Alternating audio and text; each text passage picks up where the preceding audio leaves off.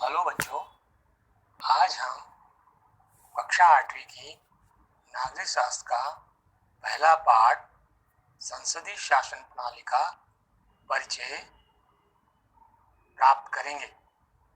हमारे देश में किस तरह की शासन प्रणाली है, किस तरह से देश का शासन चलता है, किस प्रकार जो है हमारा देश जो है चलता है, इसके बारे में इस पाठ में हम उसका अध्ययन करेंगे।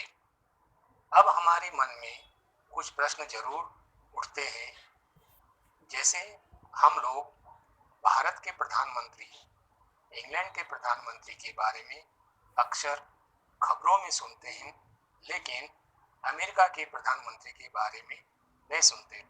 अक्सर अमेरिका के राष्ट्रपति के बारे में ही सुनते हैं। राष्ट्रपति को दूसरे शब्दों में राष्ट्राध्यक्ष भी कहते हैं, अंग्रेजी में प्रेसिडेंट। अतः जिस देश में शासन का प्रमुख प्रधानमंत्री होता है उसे संसदीय शासन प्रणाली कहते हैं, और जिस देश में शासन का प्रमुख राष्ट्रपति या राष्ट्राध्यक्ष होता है उसे अध्यक्षीय शासन प्रणाली कहते हैं। इस प्रकार शासन चलाने के दो तरीके हैं। पहला है संसदीय शासन प्रणाली, पार्लियामेंट्री सिस्टम, और दूसरा है अध्यक्षीय शासन प्रणाली, जिसे हम लोग प्रेसिडेंशियल सिस्टम भी कहते हैं। संसदीय शासन प्रणाली की शुरुआत इंग्लैंड में हुई। इंग्लैंड का संविधान लिखा नहीं गया है। आज भी वहां का शासन अधिकांश कार्य रूढ़ संकेतों के आधार पर चलता है, लेकिन भारत ने भी इंग्लैंड की तरह संसदीय शासन प्रणाली को स्वीकार किया है। यहाँ भी पार्लियामेंट्री सिस्टम को स्वीकार किया गया है।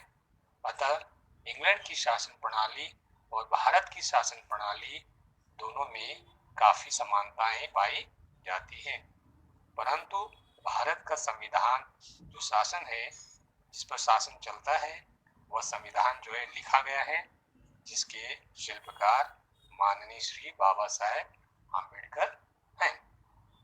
अब हम इस संसदीय शासन प्रणाली की विशेषताएं देखेंगे।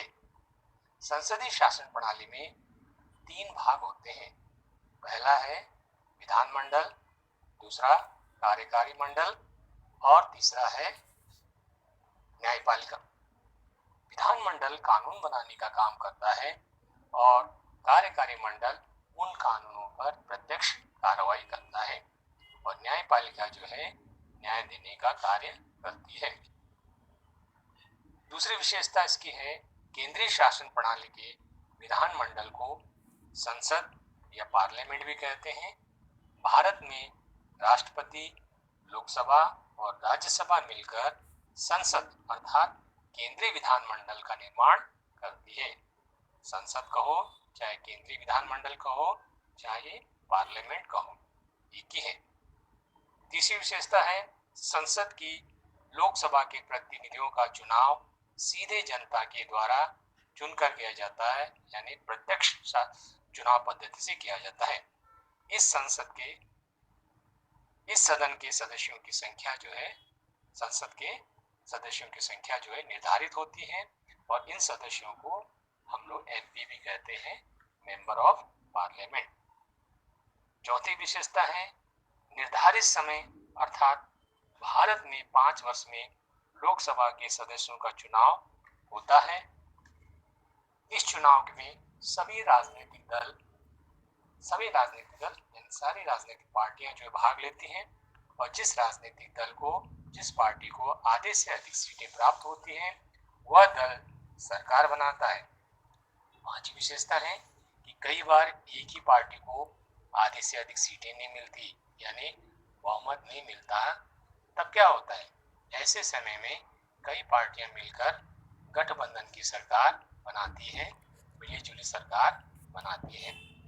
छठी विशेषता है, इस प्रकार जनता के द्वारा चुने प्रतिनिधि एमपी विधानमंडल के सदस्य बन जाते हैं। सातवीं विशेषता है, जिस राजनीतिक दल को बहुमत मिलता है वह राजनीतिक दल अपना नेता चुनता है और उसे प्रधानमंत्री बना दिया जाता है। और प्रधानमंत्री क्या करता है, कि अपने कुछ सहयोगी को चुनता है और उन्हें मंत्री पदों का मंत्री पद देता है। प्रधानमंत्री, आठवीं विशेषता है कि प्रधानमंत्री उसके द्वारा चुने मंत्रियों को मिलाकर कार्यकारी मंडल के सदस्य विधानमंडल के भी सदस्य होते हैं। ठीक है, यानी प्रधानमंत्री और उसके द्वारा चुने हुए मंत्री मिलकर जो है कार्यकारी मंडल बनाते हैं और कार्यकारी मंडल के सदस्य जो है विधानमंडल के भी सदस्य होते हैं। अतः उन्हें विधानमंडल के प्रति अपने कर्तव्यों को निभाना पड़ता है, उनके दायित्वों को निभाना पड़ता है। मंत्रिमंडल को विधानमंडल के अधीन रहकर ही शासन चलाना पड़ता है।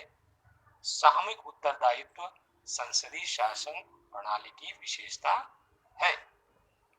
कार्यकारी मंडल विधानमंडल के विश्वास पर ही टिका रहता है, अर्थात जब तक विधानमंडल का कार्यकारी मंडल को सहयोग प्राप्त होता है, सपोर्ट मिलता है, तब तक ही वो जो कार्यकारी मंडल जो है अर्थात प्रधानमंत्री और उसका मंत्रिमंडल पद पर बना रह सकता है।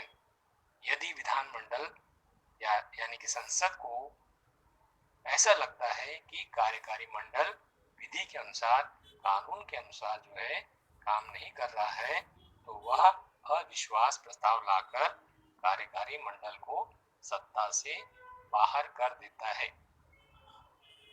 संसद लोगों के हितों और अपेक्षाओं को ध्यान में रखकर कार्य करता है, अतः लोगों के द्वारा चुने गए प्रतिनिधि होने के कारण संसद का स्थान जो है सर्वश्रेष्ठ माना जाता है।